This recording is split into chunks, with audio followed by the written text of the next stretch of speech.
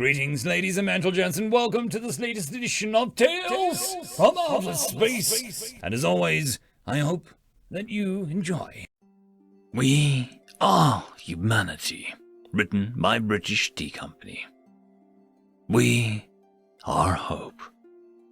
Following the devastating bombardments on the world of Ognus at the hands of the Aryan Federation, the entire Ognesian system was thrown into anarchy, as all sense of law and order faded away into favor of piracy and rampant crime.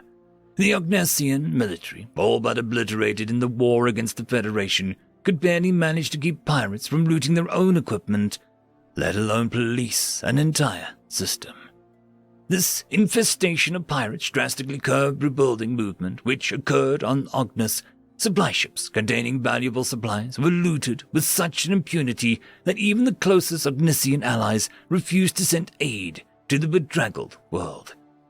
In a state of utter desperation, what remained of the Ognesian military launched an attack on various pirate bases in hopes of recapturing much-needed supplies and equipment.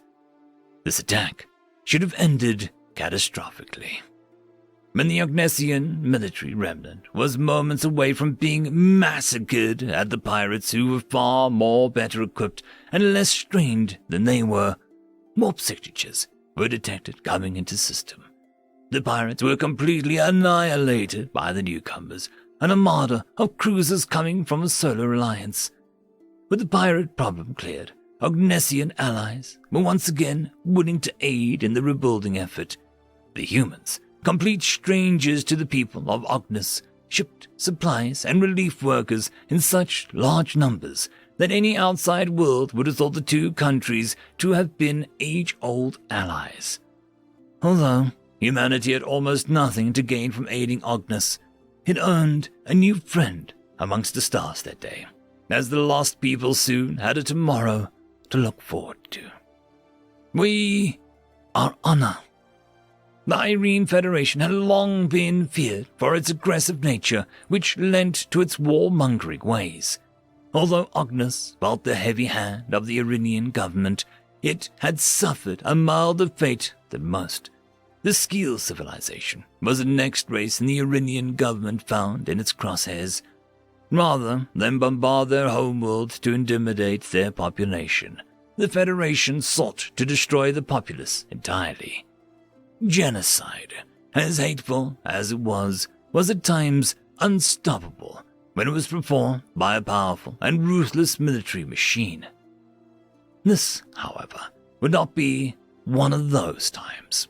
When the Iranian Death Fleet arrived to cull an entire world, they found a massive armada of human vessels above the orbit of Skeel Prime, backed by whatever meager forces the Ognus and Skeel civilizations could scrape up.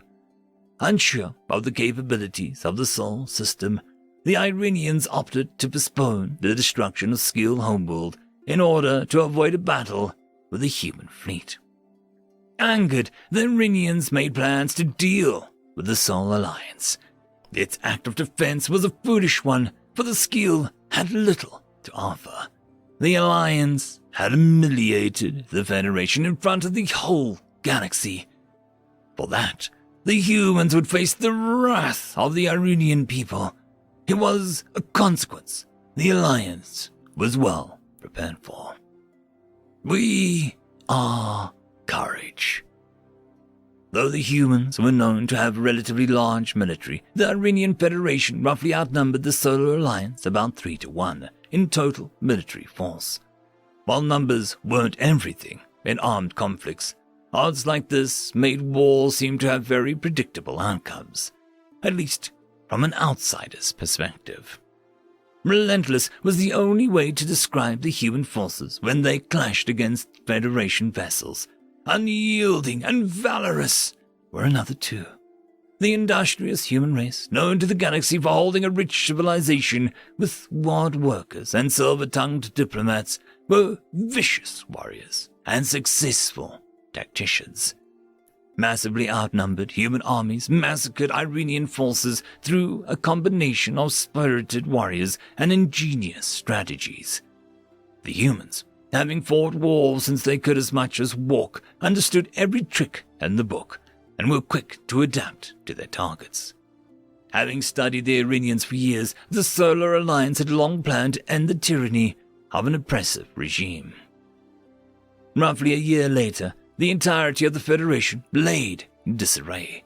Massive human fleets and armies were pouring towards the Iranian homeworld, where they eventually surrendered shortly.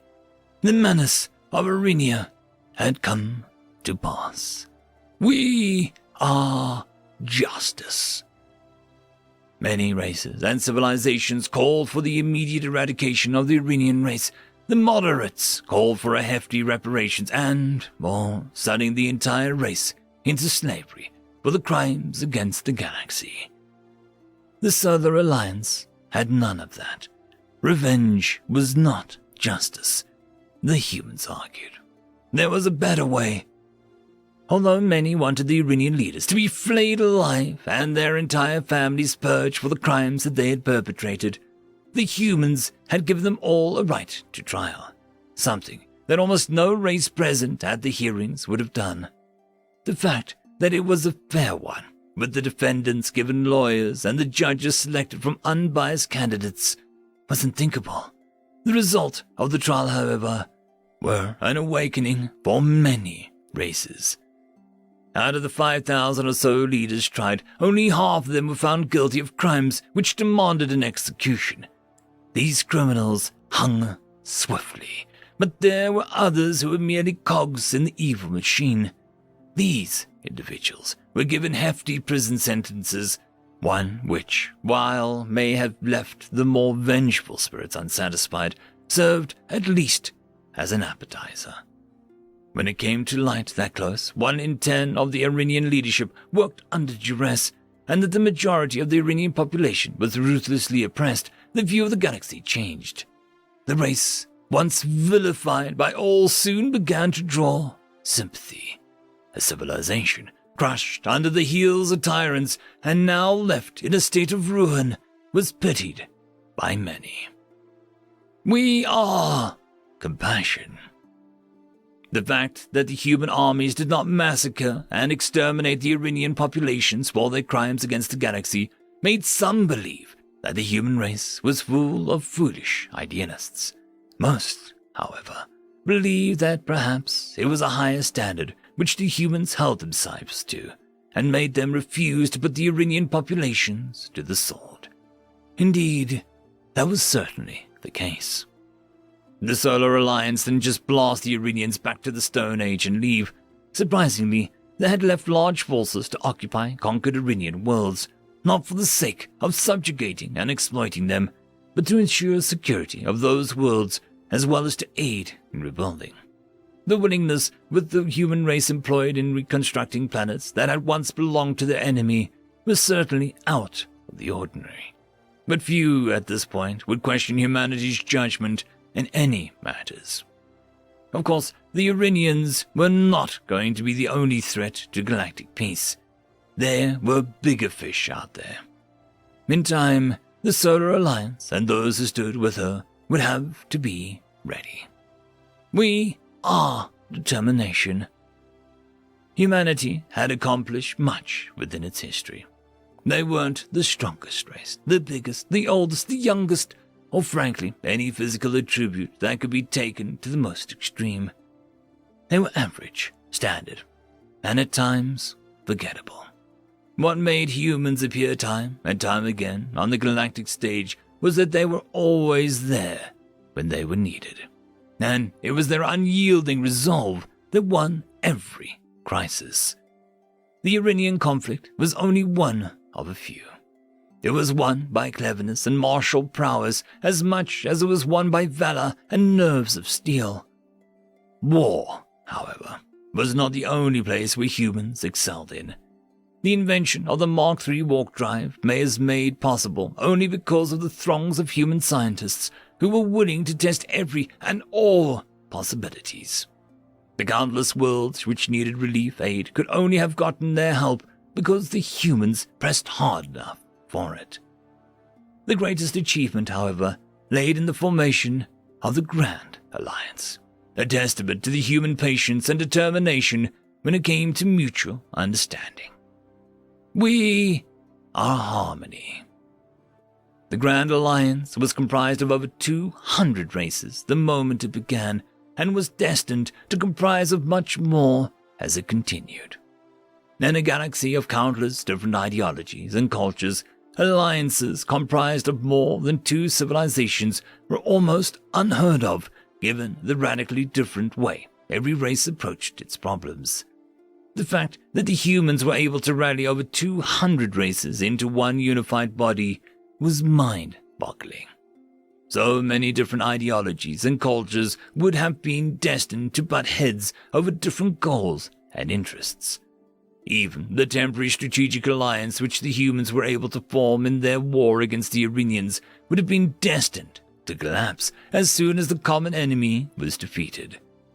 Most historian and diplomatic analysts all agreed that the only reason most civilizations came together was because of a common foe. Humanity broke that thought. The Grand Alliance wasn't created because of a time of crisis. There was no invasion from an evil empire or some vile cosmic monstrosity that needed a united galaxy to defeat. The Grand Alliance was formed because hundreds of races had a common friend.